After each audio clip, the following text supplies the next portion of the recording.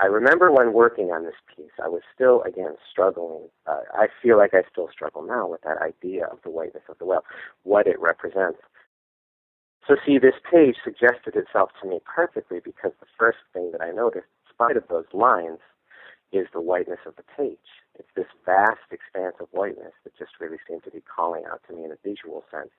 You know, what better way to explore the idea of whiteness than with a page that's predominantly made up of negative space.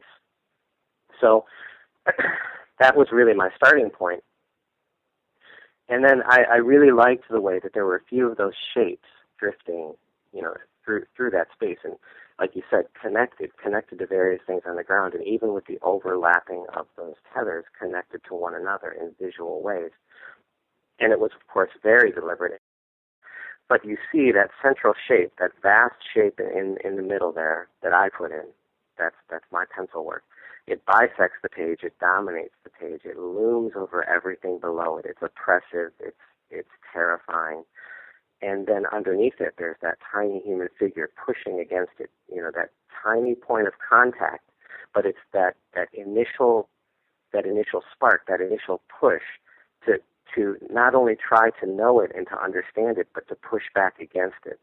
And that, of course, is probably very obviously me, and me still struggling to come to terms as both an artist and a reader with what the whiteness of the whale means.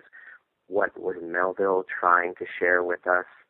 It's one of the chapters that I still struggle with the most as a reader, and this entire image is a distillation of that the challenge that chapter continues to represent to me. See, you can almost see that almost gentle kind of force, yeah, that slight indentation showing that this is an intentional contact. This is maybe not a violation of sorts, but yes, there's a push and there's a resistance.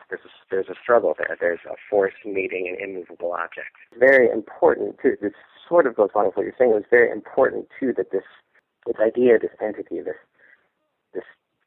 thing that was resisting me, you know, be seen above me as well.